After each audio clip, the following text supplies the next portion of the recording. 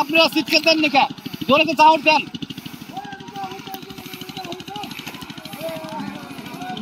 বাবা উঁচা করে।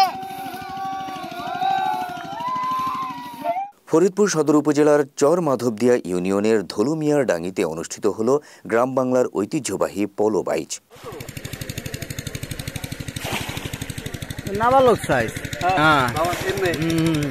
মারতে থাকেন আস্তে আস্তে।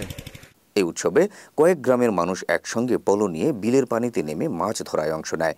এই আয়োজনকে বলা হয় পোলো বাইচ বা পোলো উৎসব।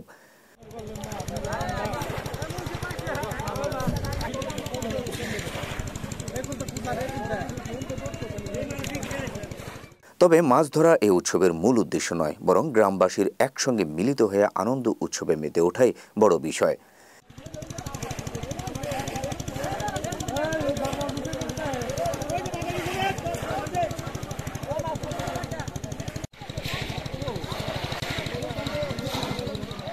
শুধু মাছ ধরা নয়, এর মাঝে ছিল গ্রাম বাংলার ঐতিহ্যের মিশ্রণ, ছিল মানুষের বিনোদনেরও অন্যতম একটি মাধ্যম। বর্তমানে এটি হারিয়ে গেলেও প্রায় ১০০ বছরের এই ঐতিহ্যটি ধরে রেখেছে চর মাধবদিয়া ইউনিয়নের ধলুমিয়ারডাঙ্গি গ্রামের মানুষ।